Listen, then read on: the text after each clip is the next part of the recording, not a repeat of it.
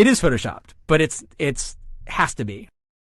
How is it that we don't have endless pictures of this world from space at this point in time? How is it that an International Space Station astronaut hasn't bothered to poke a camera out the window to show us the 15 or 20,000 satellites orbiting the planet? There is no image of a satellite in space doing what satellites supposedly do. But let's get back to the Earth image for a minute.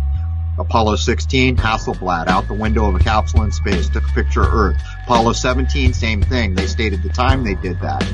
2002, the supposed blue marble. We can prove beyond argument that each of those is faked.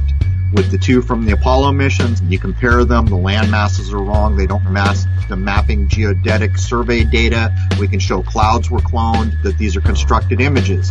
In the case of Apollo 17, they gave us the time the image was snapped. In the modern age, someone just rolled the clock forward to show the wrong portion of the Earth was lit. We jump up to the 2002 blue marble.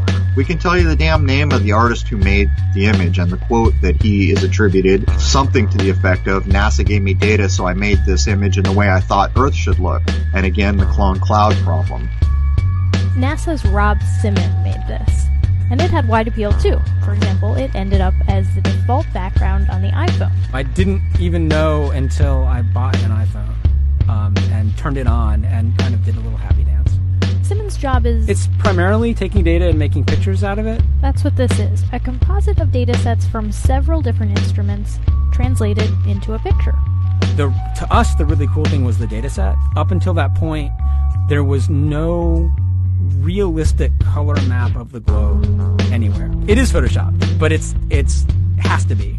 Then there was another layer to sort of simulate the atmosphere. And then there's this little bright spot. It's called the specular highlight. So it's the reflection of sunlight off of water. Those are the pieces. You've never seen a real image of this world from space. Why is that?